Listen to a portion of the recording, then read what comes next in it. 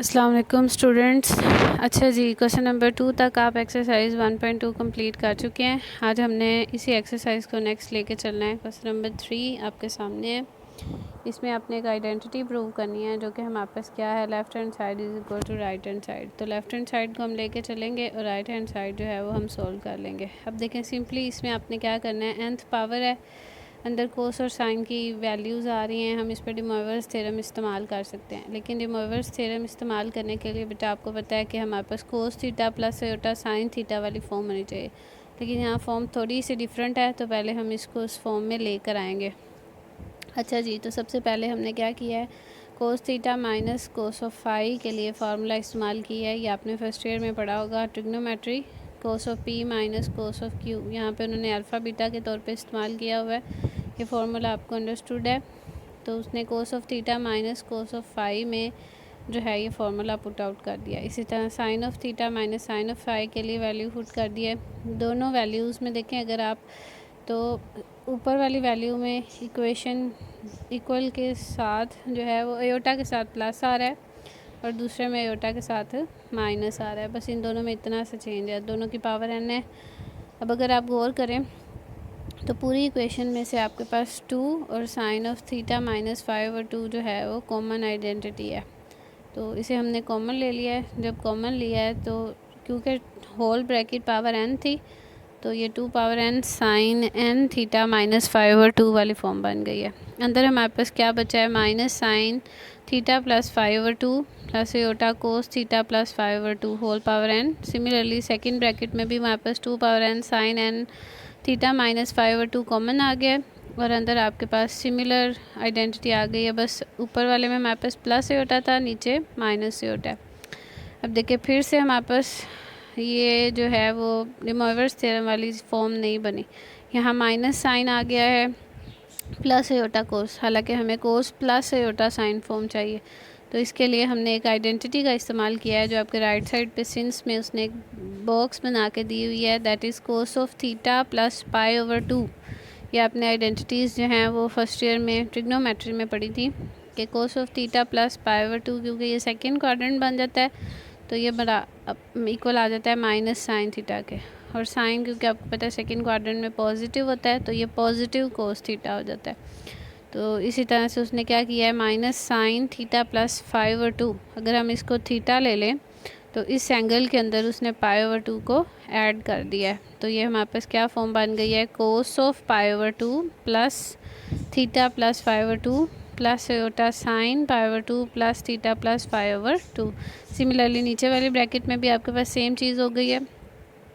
अब क्योंकि देखें ऊपर में हमारे पास प्लस एयोटा है और नीचे क्या है, माइनस एयोटा, तो माइनस को ख़त्म करने के लिए, बल्कि माइनस को ख़त्म करने की ज़रूरत ही नहीं है, उसने डायरेक्ट जो है वो इस पर डे मोइवर्स थ्योरम लगाया है।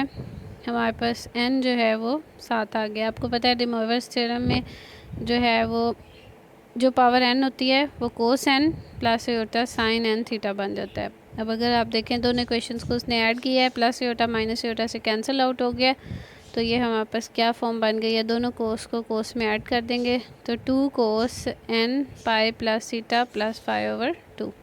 तो ये आपकी राइट हैंड साइड आ गई है। 2 पावर n प्लस 2 पावर 1 दोनों मल्टीप्लाई हो रहे थे, तो पावर्स जो हैं वो ऐड हो गई हैं, तो ये क्या बन गया, 2 पावर n प्लस 1।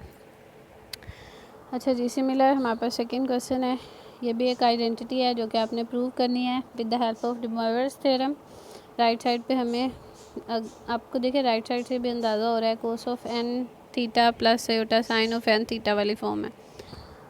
तो इसे सबसे पहले डे मोइवर्स थ्योरम की फॉर्म में लाने के लिए हमने क्या किया है, 1 के लिए आइडेंटिटी यूज़ की है, fundamental identity. 1 is equal to sine square x plus cos square x.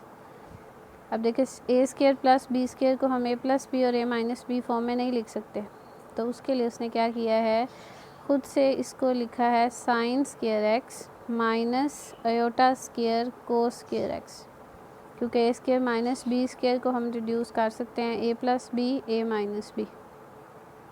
यहाँ पे ये एक स्टेप उन्होंने मिस किया हुआ है। यहाँ पे फर्स्ट ऑफ ऑल उन्होंने क्या किया है, sine square minus iota square, क्योंकि अयोटा स्क्वायर -1 होता है तो वो उसको प्लस में रिड्यूस कर देगा। तो ये हमारे पास क्या बन जाएगा, sine x plus iota cos X and sine X minus iota cos X, मतलब A square minus B square is equal to A plus B A minus B, plus sine x plus iota cos x जो है वो as it is आ गया है। नीचे भी आपके पास बटे में वैल्यू सेम और पावर में आपके पास n आ गया। अब अगर आप फ्रैक्शन के ऊपर देखें तो sine of x minus plus iota cos x जो है वो दोनों में से कॉमन आ रहा है, कॉमन ले लिया है तो हमारे पास क्या बचा है, sine X minus iota cos x plus 1, जो कि नीचे वाली वैल्यू के साथ कैंसिल आउट हो गया। तो ये हमारे पास क्या बच गया है, sine x plus iota cos x whole power n। अब अगेन सेम वही फर्स्ट क्वेश्चन वाला काम हमने किया है, इसमें उसी तरह से cos of pi by 2 minus x is equal to sine x and sine of pi by 2 minus x is equal to cos x. अब देखिए ऊपर में हमने क्या किया था, pi by 2 plus x use किया था, क्योंकि उसमें हमारे पास कोस जो है वो हमारे पास माइनस साइन की फॉर्म में था। अब यहाँ हमने फर्स्ट क्वाड्रेंट का इस्तेमाल किया है, तो इसीलिए कोस जो है वो प्लस साइन और साइन जो है वो प्लस कोस रहा है। इसको पुट आउट कर दिया है, उसके बाद अभी हमारे पास फॉर्म बन गई है cos of pi by 2 minus x plus iota sine of pi by 2 minus x whole power n। तो अब इस पे हम De Moivre's थ्योरम अप्लाई कर सकते हैं। पावर n जो है वो एंगल थीटा के साथ मल्टीप्लाई हो जाएगी, जो कि आपकी रिक्वायर्ड राइट साइड है। क्लियर है? अच्छा जी, next question number 4। Question number 4 करने से पहले आप थोड़ा सा जो है वो एक आइडेंटिटी को समझ लें। इसमें हमने क्या किया है बच्चे, एक्स को खुद से जो है वो हमने लेट किया है cos of theta plus iota sine theta. जैसे हम पोलर फॉर्म में यूज़ करते हैं, एक्स को हम कोस थीटा यूज़ कर लेते हैं, लेकिन यहाँ पे हमने क्या किया है, एक्स को कोस theta plus iota sine theta एक कम्प्लेक्स नंबर ले लिया है। अब देखें इसी को जब हम 1/x करेंगे तो ये हो जाएगा 1 कोस theta plus iota sine theta, जिसे हम कोस theta plus iota sine theta का इन्वर्स भी कह सकते हैं। अब जब हम इस पर De Moivre's थ्योरम इस्तेमाल करेंगे तो आपको पता है जो पावर है वो थीटा के साथ मल्टीप्लाई हो जाती है, तो ये हो जाएगा cos of minus theta plus iota sine of minus theta. Cos में माइनस ख़त्म हो जाएगा, लेकिन साइन में माइनस जो है वो बाहर आ जाएगा। तो ये हमारे पास क्या बन जाएगा, cos of theta minus aorta sine theta. तो जब आप इन दोनों इक्वेशंस को ऐड करेंगे x प्लस 1/x, तो aorta sine theta minus aorta sine theta से कैंसिल आउट हो जाएगा, तो ये क्या आ जाएगा 2 कोस थीटा। और जब आप इन दोनों को सब्ट्रैक्ट करेंगे तो ये हमारे पास आ जाएगा 2 iota sine theta. Similarly y को हम क्या सपोज कर रहे हैं, cos phi plus iota sine phi, तो इन दोनों को ऐड करने से आ जाएगा 2 कोस फाई और सब्ट्रैक्ट करने से आ जाएगा 2 एयोटा साइन फाई। और z को हम क्या सपोज कर रहे हैं, cos of psi plus iota sine psi. सिर्फ एंगल को चेंज किया है, x में हमने थीटा एंगल लिया है, y में फाई और z में साई। अब इन प्रॉपर्टीज़ की मदद से हम जो है वो नेक्स्ट क्वेश्चंस की तरफ चलते हैं, जो कि हमारे पास क्या हैं। अच्छा जी, क्वेश्चन नंबर 4 देखें। इसमें वो आपको क्या कहता है कि 2 कोस ऑफ थीटा जो है वो बराबर x प्लस 1/x के, 2 कोस ऑफ फाई जो है वो बराबर है y प्लस 1/y के, और 2 cos psi is equal to z plus 1/z के। ये उसने आपको दे दिया है। आपने प्रूव जो है वो क्या करना है कि when we multiply x y z and add it in with 1/x y z, तो ये हमारे पास किसके इक्वल आएगा, 2 cos of theta plus phi plus psi. तो ये जो भी प्रॉपर्टी मैंने आपको समझाई ये उसने एज इट इज़ यूज़ की हुई है। उसके बाद अब हमने क्या किया है, एक्स वाई और जेड तीनों वैल्यूज़ हमारे पास मौजूद हैं, तीनों वैल्यूज़ को उसने मल्टीप्लाई कर दिया है। अब यहाँ पे देखिए उसने मल्टीप्लिकेशन कैसे की है, cos of theta plus iota sine theta को पहले मल्टीप्लाई किया है cos of phi plus iota sine phi के साथ। तो ये आपके पास पहले कोस थीटा दोनों वैल्यूज़ के साथ मल्टीप्लाई होगा, फिर आयोटा साइन थीटा मल्टीप्लाई होगा। आफ्टर दैट उसने मल्टीप्लिकेशन किया है with cos of psi plus iota sine phi. इसको आप डायरेक्ट भी कर सकते हैं। पिछले जो है वो क्वेश्चंस में मैंने आपको समझाया था कि जब भी आपके पास दो कम्प्लेक्स नंबर्स मल्टीप्लाई हो रहे हों, z1 मल्टीप्लाई बाई z2, तो उसमें हमारे पास दोनों के जो आर्ग्यूमेंट्स हैं वो क्या हो जाते हैं, प्लस हो जाते हैं। तो आप इसको डायरेक्ट भी कर सकते हैं कि cos of theta plus iota sine of theta multiply by cos of phi plus iota sine phi, तो ये किसके इक्वल आ जाएगा, cos of theta plus phi plus iota sine of theta plus phi. और आफ्टर दैट आप इसको multiply कर देंगे z के साथ। ठीक है, इस तरह से आप करना चाहें तो इस तरह से भी कर सकते हैं। ओके जी, तो एक्स वाई जी जो है वो हमारे पास क्या आ गया है, cos of theta plus y phi plus psi plus iota sine of theta plus phi plus psi.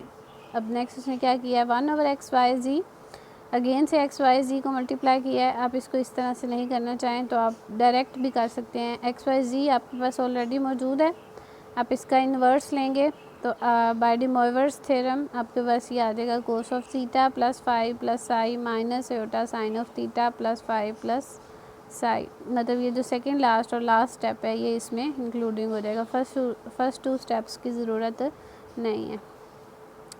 तो आफ्टर दैट उसने क्या किया है, इन दोनों को ऐड अप कर दिया है। ऐड करने से तो आप देखें इक्वेशन 1 एंड 2, तो इक्वेशन 1 में हमारे पास प्लस आयोटा था और इक्वेशन 2 में माइनस आयोटा, तो ये एक दूसरे से कैंसिल आउट हो जाएंगे। तो एक्स प्लस जब इनको ऐड करेंगे तो ये किसके इक्वल आ जाएगा, 2 cos of theta plus phi plus psi के। क्लियर है। चले इसके बाद नेक्स्ट पार्ट 2 सिमिलर है, जस्ट फ़र्क सिर्फ इतना है कि अब यहाँ पे आपने सिंपल एक्स वाई को मल्टीप्लाई नहीं करना बल्कि x power m y power n plus 1 over x power m y power n. तो सेम उसी तरह से हम एक्स और वाई जो है वो लेंगे। फर्स्ट ऑफ ऑल हम एक्स की पावर एम और वाई पावर एन कैलकुलेट करेंगे यूजिंग डी मोइवर्स थ्योरम। तो ये हमारे पास आ जाएगा cos of m theta plus iota sine m theta और वाई पावर एन आ जाएगी cos of n phi plus iota sine n phi. जब दोनों को आप मल्टीप्लाई करेंगे तो सिंपली दोनों के आर्ग्यूमेंट्स मतलब दोनों के एंगल्स जो हैं वो ऐड अप हो जाएंगे। Cos of m theta plus n phi plus iota sine of m theta plus n phi. उसके बाद नेक्स्ट हम 1 ओवर लेंगे तो इसका इन्वर्स हो जाएगा और इन्वर्स पे जब आप डी मोइवर्स थ्योरम लगाएंगे तो ये माइनस आयोटा में चेंज हो जाएगा। दोनों को ऐड करेंगे तो ये प्लस आयोटा माइनस आयोटा से कैंसिल, तो 2 cos of m theta plus n phi ये आपकी रिक्वायर्ड वैल्यू आ जाएगी। अच्छा जी, इसके बाद नेक्स्ट हम चलते हैं रूट्स की तरफ। आप लोगों ने स्क्वायर रूट कैलकुलेट किया होगा, स्क्वायर रूट जज़र जिसे आप बोलते हैं, ठीक है। स्क्वायर रूट में हम सिंपली क्या होता है कि 1/2 पावर होती है, लेकिन अब हमने क्या करना है, cube root, fourth roots, fifth roots, ये सारी वैल्यूज़ कैलकुलेट करनी है। तो फर्स्ट ऑफ ऑल जो है वो हम क्यूब रूट कैलकुलेट कर रहे हैं 8 आयोटा का, ठीक है। 8 आयोटा का क्यूब रूट से मुराद है 8 आयोटा पावर 1/3, लेकिन यहाँ पे उसने डायरेक्ट स्टेप कर दिया है। जब 1/3 पावर को आप ख़त्म करेंगे तो ये आ जाएगा G cube is equal to 8 iota. 8 उसने कॉमन ले लिया है और आयोटा को उसने in the form of complex number लिखा है, तो इसका रियल पार्ट जो है वो हमारे पास क्या हो जाएगा, 0 हो जाएगा। अब 0 प्लस आयोटा ये हमारे पास कार्टेशियन फॉर्म है जिसमें x 0 है और y 1 है। ये लेफ़्ट साइड पे उसने सॉल्व भी किया हुआ है। जब आप इसको पोलर फॉर्म में कन्वर्ट करेंगे तो r आपको पता है x² प्लस y² तो 1 हो जाएगा और theta tan inverse y over x तो 1/0 इन्फिनिटी। तो आपको पता है टेन जो है वो π/2 पे इन्फिनिटी होता है, तो ये हमारे पास एंगल आर्गूमेंट जो है वो क्या आ जाएगा, π/2। तो जब आप इसको पोलर फॉर्म में लिखेंगे तो 0 प्लस आयोटा जो है वो क्या बन जाएगा, cos of π/2 plus iota sine of π/2। अब 8 को उसने लिख दिया 2 पावर क्यूब। अब देखें यहाँ पे उसने एक और काम किया है, आपको पता है देखिए कोस ऑफ π/2 पे भी 0 होता है। जब हम 2 पाई रोटेशन के बाद दोबारा आएंगे, क्योंकि कोस और साइन दोनों का पीरियड जो है वो 2 पाई होता है, 2 पाई रोटेशन के बाद जब हम दोबारा से 2 पाई प्लस π/2 करेंगे तो तब भी कोस की वैल्यू 0 होगी। अगेन 2 पाई ऐड करेंगे तब भी 0 होगी। मतलब ये प्रोसीजर जो है वो हर 2 पाई मल्टीपल के लिए चलता जाएगा। तो यहाँ पे उसने प्रिंसिपल आर्गूमेंट यूज़ करने की बजाय आर्गूमेंट में 2 के पाई इसका पीरियड जो है वो ऐड कर दिया है। मतलब हर 2 के पाई वैल्यू के बाद जो है ये 0 हो जाएगा, कोस π/2 प्लस 2 के पाई और साइन π/2 प्लस 2 के पाई क्या हो जाएगा, 1 हो जाएगा। तो ये आप लोगों ने याद रखना है, जब आप रूट्स फाइंड करेंगे तब आपने जो है वो इसमें प्रिंसिपल आर्गूमेंट का इस्तेमाल नहीं करना बल्कि जनरल जो है वो एंगल यूज़ करना है, ठीक है।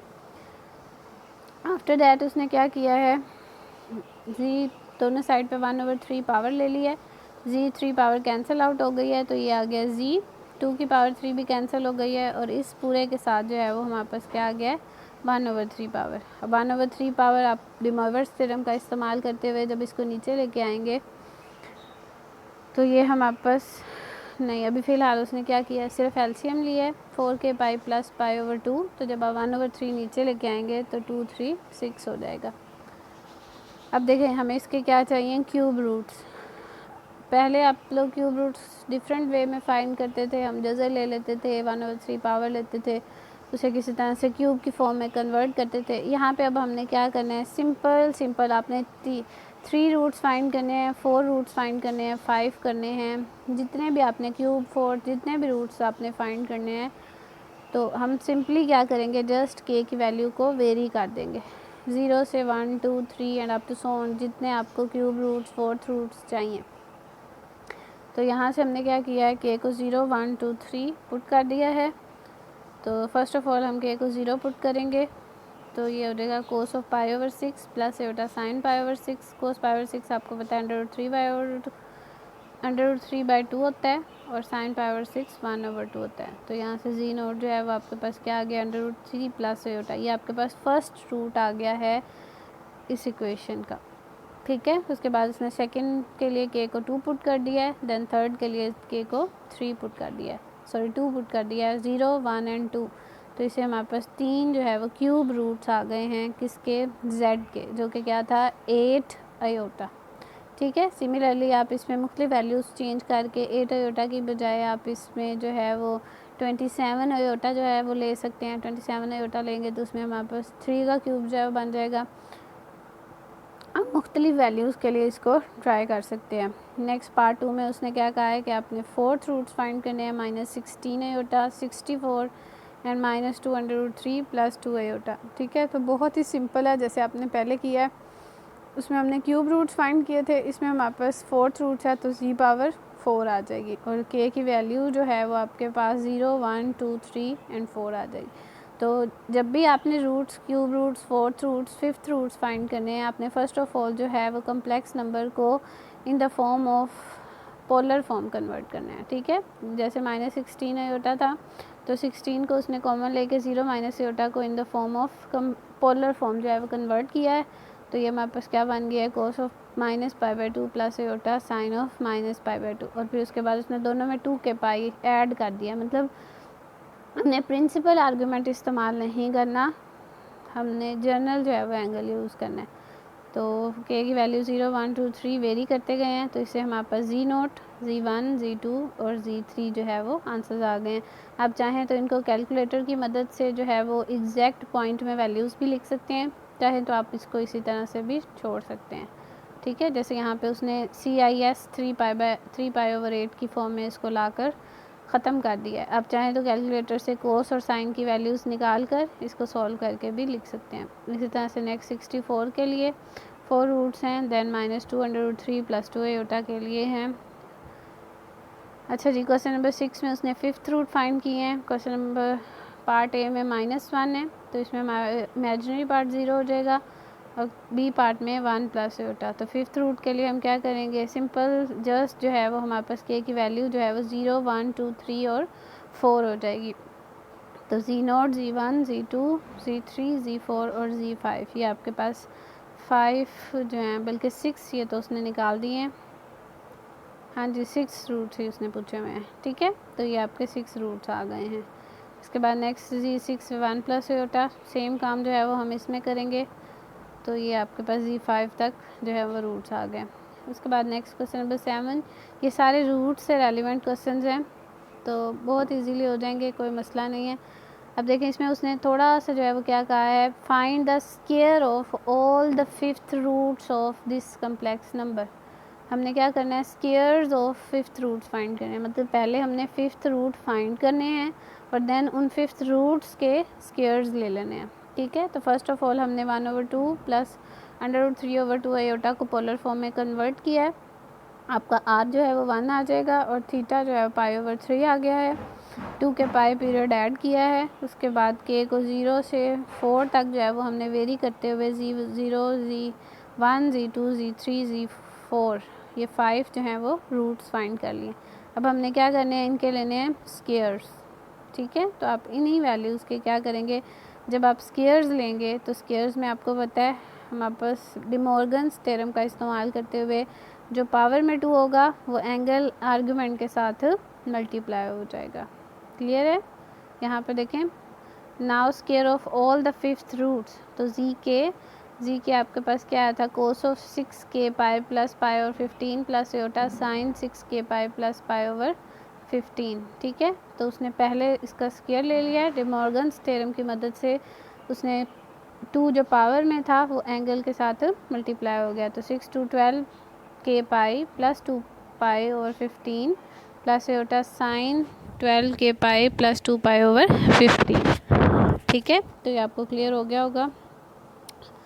अच्छा जी, इसके बाद नेक्स्ट इसमें हमारे पास हमने 7th रूट लेना है। उसी तरह से हमारे पास के जो है वो वेरी कर जाएगा।